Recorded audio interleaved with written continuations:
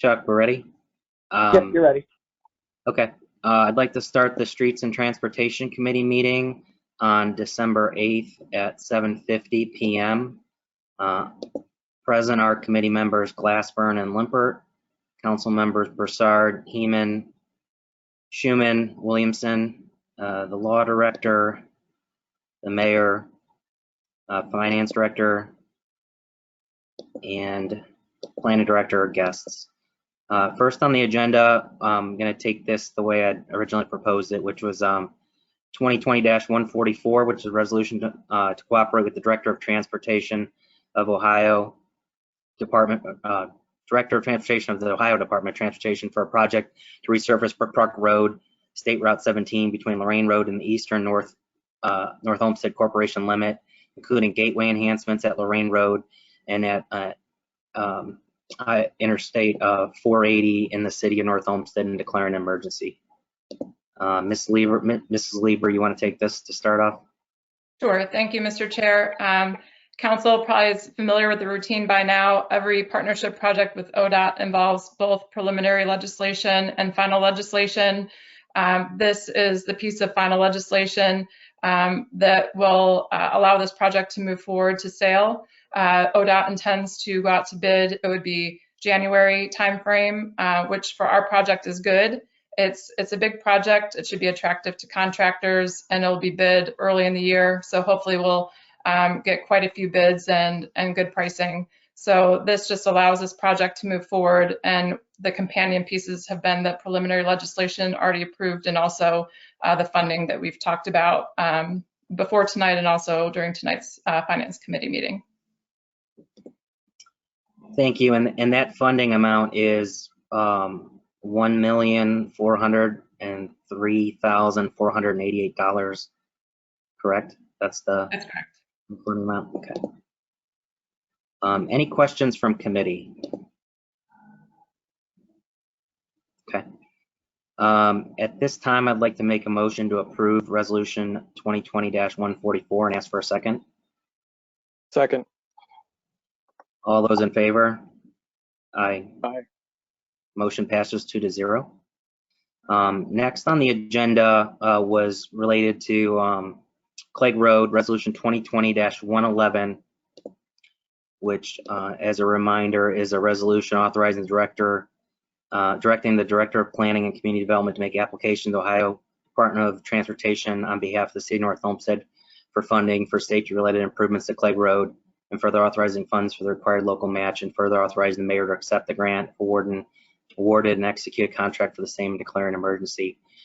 Since our meeting, this was moved forward to go on the agenda, and a few council members had approached me with questions related to the amendment that was proposed, and that, if you remember, was pulled from the agenda. So revisiting that, since that was pulled from the agenda, Mrs. Lieber sent an email regarding some next steps that she was going to approach Mott MacDonald with to go forward with an estimate related to their other alternate option of a third lane. So you all received the email, but Mrs. Lieber, let me just pass it to you, and you can go into a little more detail of what's the approach here. Thank you, Mr. Chair. It was evident council wanted a bit more information before they could make the decision on the application. So my thought was to, to be able to compare side by side. It was suggested, to proceed with both applications.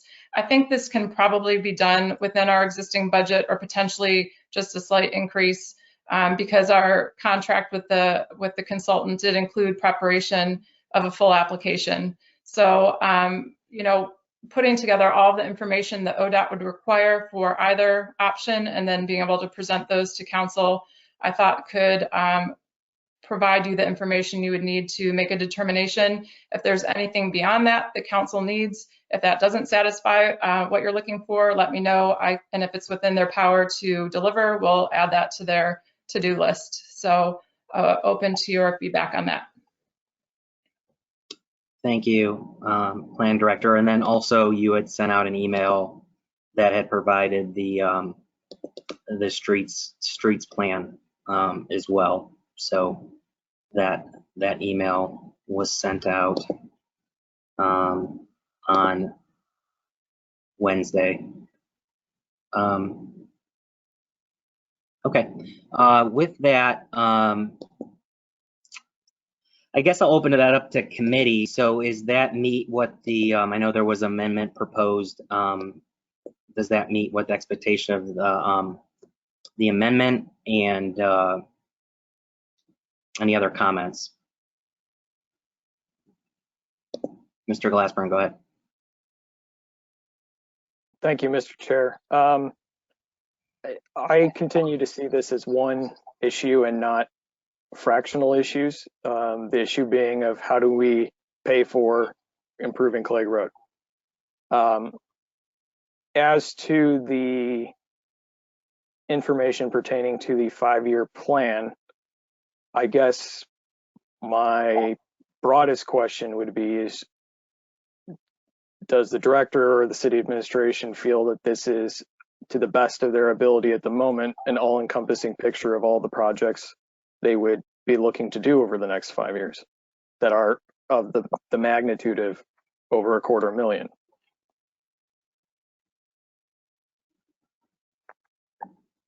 I guess, Mr. Limpert, if that's directed to the administration, many of the projects that are on that list are projects where we would seek funding or partnership from other entities.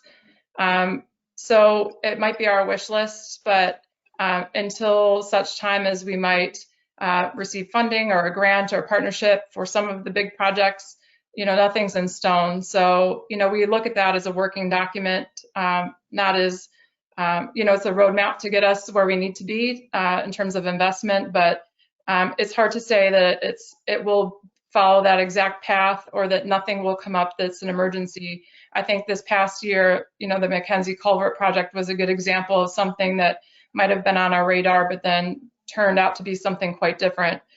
We've had other, bridge projects in the past where things underground tended to go unnoticed until it became an emergency. So, I don't want to be boxed in saying this is a comprehensive and it can't be added to or deleted from or rearranged, but it's certainly a good picture of the projects that we know are out there and that we've prioritized for the next 5 years. And that's why it's called a plan, right? Thank you. Yeah. Any other questions? Mr. Glassburn, go ahead. Well, I'm not seeking to box in. I'm just seeking to figure out what we should be considering as competing interests that need to be addressed that we know of at this point. As to the second email or the second topic that was brought forward regarding Mott MacDonald, I'm not clear as to whether that will be helpful or not. And this is what I mean by that. The third lane alternative that we've talked about so much addresses safety concerns, but it also does a lot more for traffic mitigation and other considerations. I think if we were to go forward with a project like that, we wouldn't merely apply for safety funds. We would apply for any funds for roadways that we could find at any level of government. So I'm not sure that proceeding along just the safety route at the state level is helpful, or if it would tank the prospect of that if it wasn't in consideration with other sources. So if the director has a response to that, Mr. Chair, so I think I'm understanding the comment to be that safety funding is not the only source of funds that you'd want to consider for the project, given the fact that there are some safety concerns expressed by the consultant over the third lane. So the likelihood of funding potentially, it might not come through safety funding for a third lane. So then you consider other alternatives, and I think there are a few. I mean, most of the big dollar funding pots are going to come through NOACA, and there'll be congestion mitigation, air quality, or they'll be increasing capacity. And I think, we've talked with our consultant a bit about those, and they've had some feedback Also about their skepticism about the potential. I mean, the city can apply, but you have to be able to show in your data that you're meeting those program standards, you're improving the air quality, or that the capacity of the road is sufficiently being improved. And I think that they were skeptical that we'd meet those benchmarks. But beyond that, I think we have to also think about timing. NOACA operates funding, years in advance. So their transportation improvement plan currently is, I believe, through 2024, which is the same time frame that Clegg Road received funding through NOACA and through the county. So the potential of adding on a substantial amount of money without impacting the schedule is probably very unlikely. It would be something where we'd probably have to push the whole project to then apply and hope to receive funding for the next tip, for the tip that might go through 2026 or so. Again, NOACA doesn't probably have the funds to just tack on to the $475,000 that we've been awarded for something more substantial than that. And really, they receive applications every 2 years. They've changed how they accept applications, and now it's like every 2 years, and it's around this time of year. I think that we should be getting some information from NOACA about how to apply for that next tip. But, I guess council would have to consider the risk of then delaying the project if we wanted to go that route to see if we would get funding through NOACA. I don't really know of other sources that would have the deep pockets to be in the millions of dollars for the transportation improvements. The county, their road resurfacing program recently has been like 50-50 up to $250,000. And beyond that, I don't know like how they would prioritize a project like this. We could have the conversation, but it would probably be unlikely at that level. So I guess we have talked about other potential funding sources, but we've seen some, we don't know that our application would be strong in those areas. So safety seemed like the best alternative because there's a proven safety benefit to some of the improvements we're proposing. I think I've probably talked more around your question, but if there's anything else I could answer or get feedback from our consultant, I'd be happy to provide additional information on options.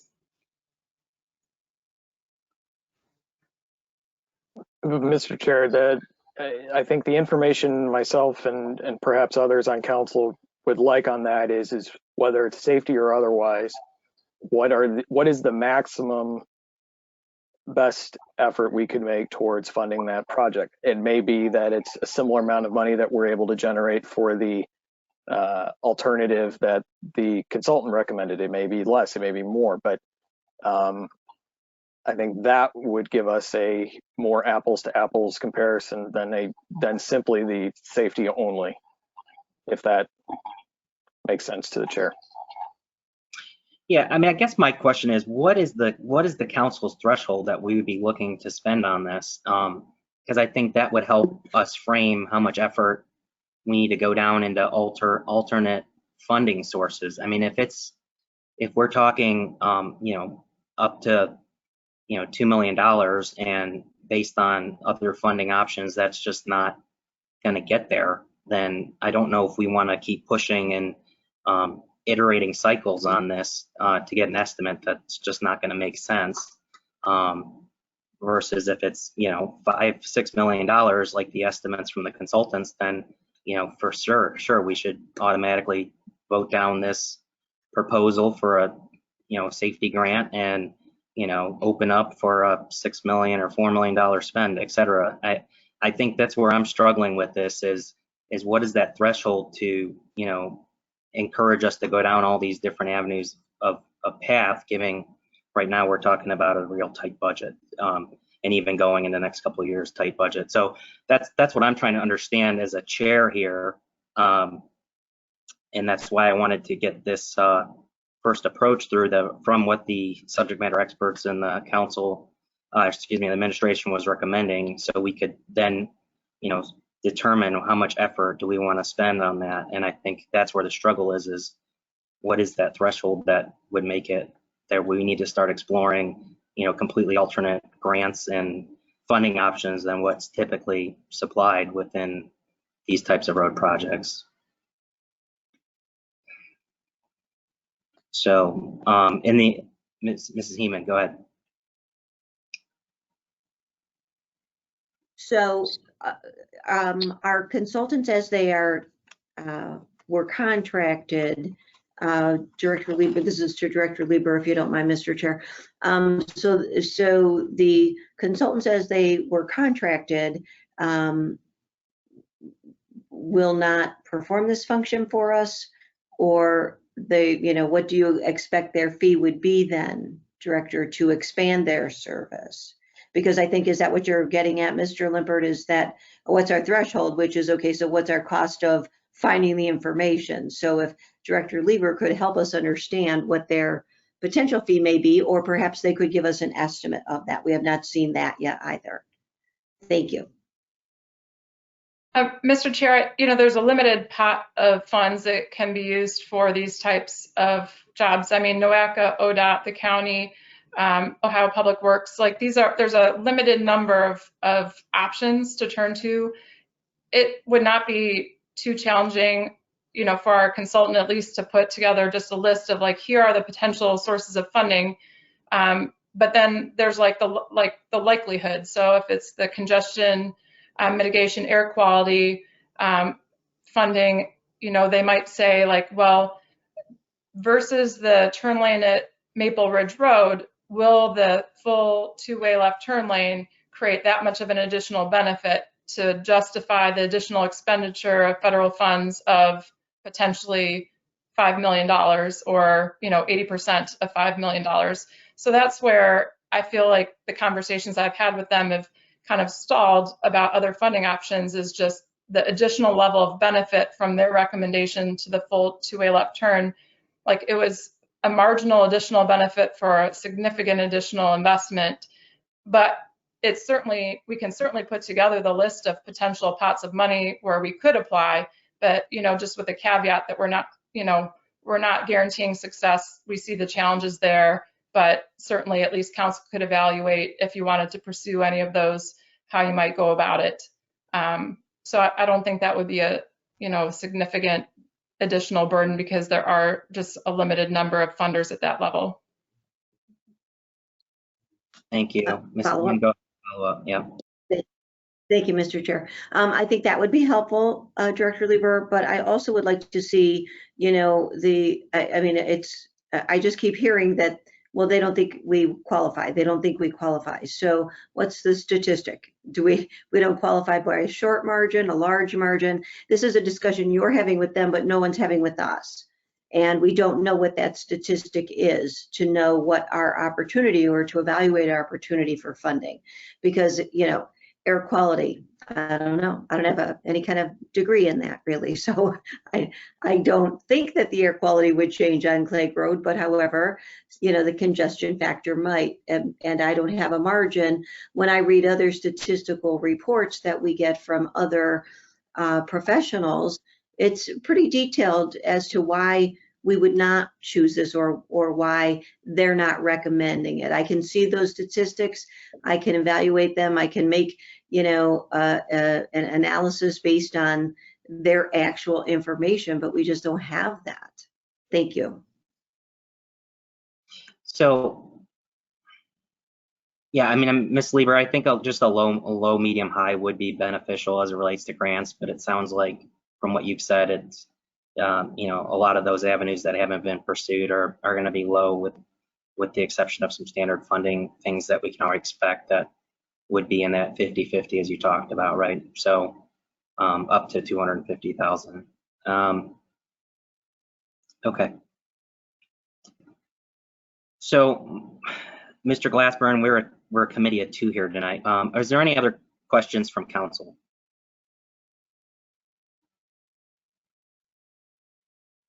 Ms. Heeman, go ahead. Thank you. I guess I want to know if my questions, Mr. Glassburn, did my questions provide any clarification to the information that you're seeking? Is that kind of what you are looking for, or you still want something else? So to my mind, the 3-lane option addresses the safety concerns. So there's a question as to whether any of the money we might otherwise get through the safety proposal, because we are addressing those concerns, whether some, none, all of that money would go towards the third lane. It's not going to pay for the whole project, but it's not an irrelevant amount of money. What money is out there in terms of outside of that safety funding? You know, there are some places that are bigger variables than others. The county is less score-based than others, for example, at times. So that's, I feel like I'm asking the same question 15 different ways. Yeah, It's, Mr. Glassburn, I think that's the question too. And I think to Ms. Lieber's brought up in previous meetings that the consultants recommended the course they did because a third lane option wasn't going to be looked on as favorably from a safety perspective, which would likely, if anything, mitigate that funding as opposed to making it as available from that perspective. Am I stating that correctly, Ms. Lieber? That's the feedback we got from District 12, was that the two-way left turn was not something that they felt that they could support. And this was just in a conversation because the safety benefit was marginal when you consider the potential for the head-on collisions at the offset intersections. So it had a positive benefit for traffic efficiency, but not as positive a benefit for safety. And because it's a safety program, that was a factor that made them say that the Maple Ridge option was the better from the perspective of data and analysis for safety. Go ahead, Mr. Glassburn. Didn't want to interrupt, but I was trying to clarify that point. Go ahead.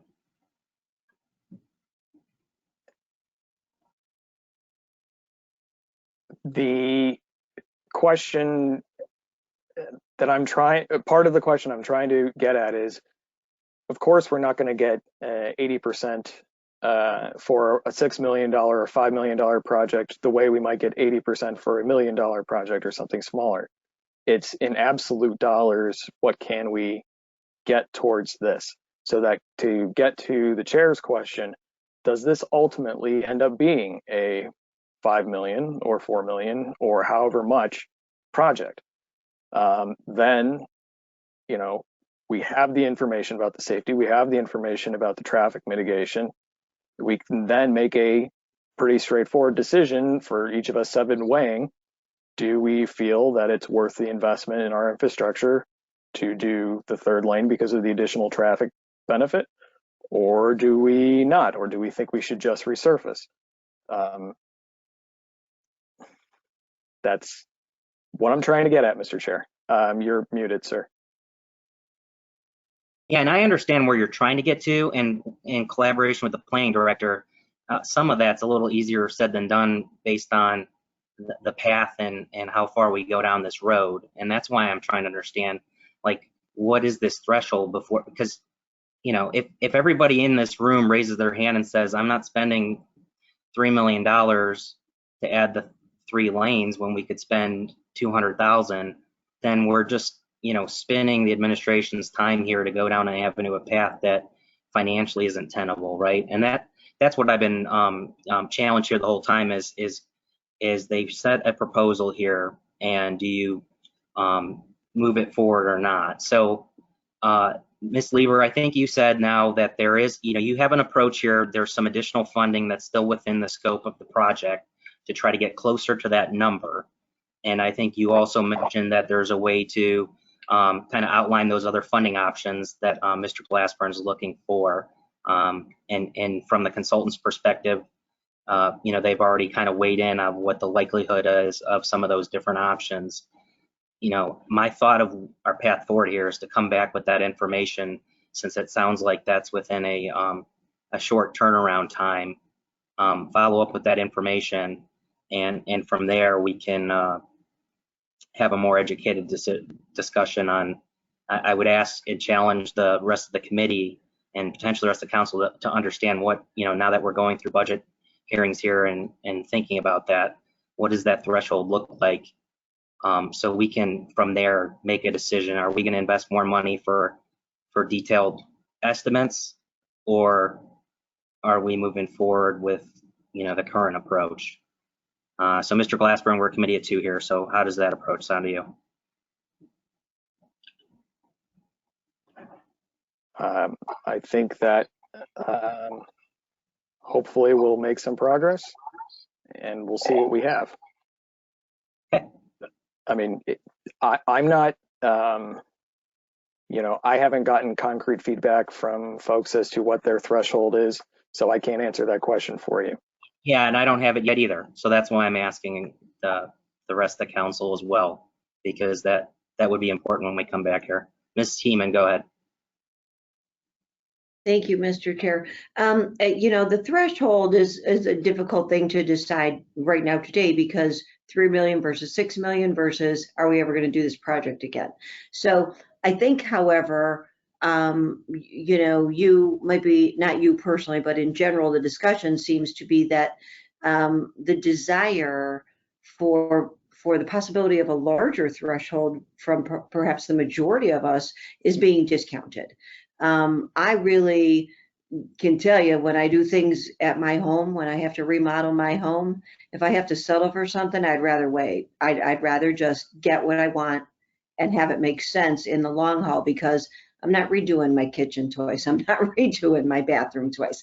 And I think this is a large enough project that is what the debate is. What is our threshold? And no one ever asked us. So we now are facing that and would like to know. That's all. I think it's a big enough project. It's not a redo. There's no coming back to this in 3 years and saying, oh, good, now we're going to rip that up and add another portion of a turning lane and this or that. It is an all or nothing deal. You either, take the scaled down version or you go big and get it done. And I think that's what we're wanting to know, and why we keep pressing what really would it cost. That is what I think. Thank you. All right, thank you. So, Mr. Human, go ahead. Just real quick for Director Lieber. I mean, if we were to go with the option that was recommended to us and with the turn lanes on Maple, and I'm trying to remember what else was on. There was some improvement to right at Lorraine Road too. If we were to go with that, does that preclude us from going after a bigger project later? I mean, does that stop us in any way? If you're speaking after construction, no. Likely, if you would apply for the Maple Ridge improvement and the Clegg Park improvement, and then before the project were to take place, apply for greater funding, I don't think that would be looked at well by ODOT. However, if you got the funding for the Maple Ridge turn lane, the crosswalk at the park, and then that was constructed, and 5 years later, like, there's still a bunch of issues that haven't been resolved, I think going back for funding at some point when you've done a smaller project, if it hasn't resolved a problem, you're more likely to potentially get funding for a bigger project. But any agency is going to look at the minimum amount of money they can give you to make the biggest impact. So if there's an analysis that says that this is going to solve the majority of the issues in the corridor, that's what they're going to want to fund. They're not going to want to spend a lot of additional money for not additional safety benefit in this case. But no, it wouldn't preclude us in the future for applying for something or spending additional funds to widen the road at that point. Thank you, Planning Director. All right, let's try to, Mr. Glassburn, this is the kind of last comment, I think. Go ahead. Mr. Chair, I'm not trying to prolong this, but I think we have to ask ourselves an honest question of, one, what is going to be the residents' threshold for continuing to dig up Clegg Road every 5 years or every 2 years or every year, as has been the last few years? And secondly, I don't see how the county and the state and OACA is going to say, here's your money for this, and then put us at the top of the list in a few years to do. that's just not how these, I just don't believe that at all, Mr. Chair.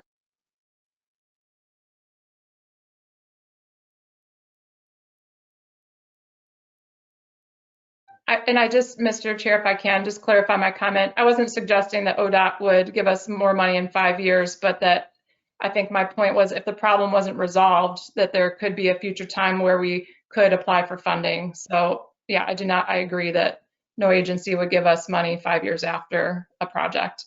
But if a problem persisted in the future, then these roads come around every 20 years. We're looking at Lorraine Road in 2023 after resurfacing in 2003. So, from the year I started working for the city to a couple of years from now, time goes by. So, yeah, these funding cycles do come up. And I would not, if that improvement does not show that it has made a difference, I do think that there could be a potential of applying in the future. So that was my point. Thank you. I think that happened with Clegg on the other side as well. So with that, Mr. Glassford, it sounds like we're in agreement here. Let's hold this in committee to get this assessment from the consultant for the additional application of what a third lane would look like. Provide the list of potential funding sources and their feedback on likelihood based on their assessment, and we'll revisit this at that time, and from there we can move forward with either additional amendments or put this to council to vote. Sound like a plan? Okay. All right. At this time, I'd like to make a motion to hold 2020-111 in committee and ask for a second. Second. All those in favor? Aye. Aye. Motion passes 2-0, and I'll close the Streets and Transportation Committee meeting at 8:22. Thank you, Ms. Lieber, for your time, and thank